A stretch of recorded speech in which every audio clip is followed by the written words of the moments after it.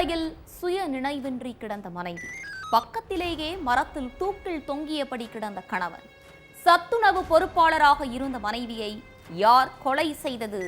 கணவன் மரத்தில் தூக்கில் சடலமாக கிடந்ததற்கு என்ன காரணம்? பின்னணி என்ன?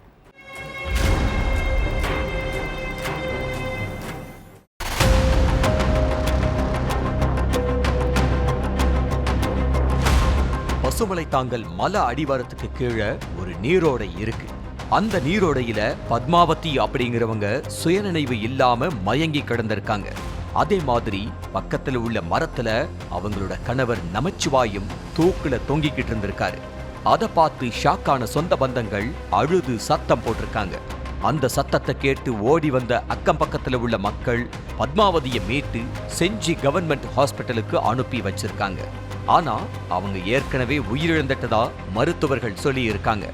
இதுக்கு மத்தியில அங்க வந்த போலீசார் மரத்துல தொங்கிட்டு இருந்த நமச்சிவாயத்தோட சடலத்தை மீட்டு போஸ்ட்மார்ட்டத்துக்காக ஹாஸ்பிட்டலுக்கு அனுப்பி வச்சுட்டு உறவினர்கள் கிட்ட விசாரணை நடத்தி இருக்காங்க.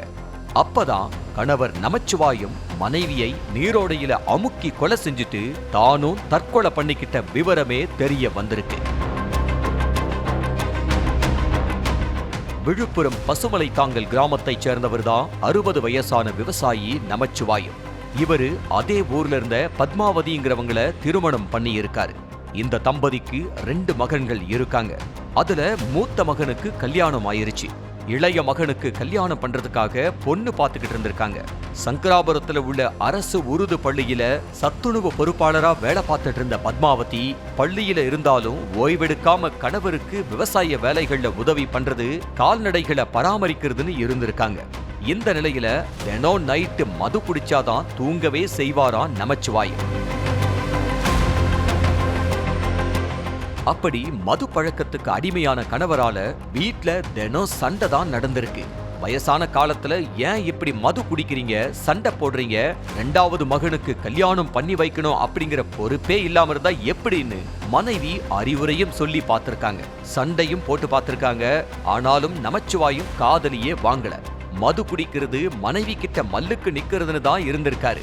கவர்மெண்ட் வேலையும் பார்த்துக்கிட்டு, விவசாய வேலையும் பார்த்துக்கிட்டு, கால்நடைகளையும் பராமரிச்சுக்கிட்டு, மாடா உழைச்சி ஓடா தேயறேன், அப்படி இருந்தோம் நிம்மதியே இல்லைன்னு வழக்கமா புலம்புற மனைவி பத்மாவதி சம்பவத்தன்னைக்கும் புலம்பிட்டு வீட்டில இருந்து 100 மீட்டர் தொலைவில் மலையடிவாரத்துக்கு கீழே உள்ள தங்களோட விவசாய நிலத்துக்கு போயிருக்காங்க.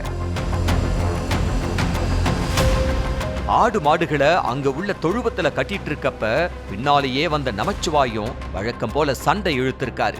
அப்ப போதையில் இருந்த நமச்சிவாயும் மனைவியை பிடிச்சு தள்ளி நீரோடையில அமுக்கி இருக்காரு.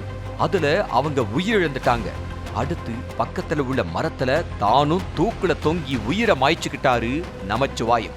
இந்த தம்பதியோட 2வது மகன் அப்பாவுக்கும் அம்மாவுக்கும் நெத்தம் சண்டை வரத்தான் செய்யும். ஏற்கனவே அம்மாவை அப்பா பல முறை அடிச்சிருக்காங்க. அதுல காயமாகி சிகிச்சையில இருந்திருக்காங்கன்னு சொல்லி இருக்காரு.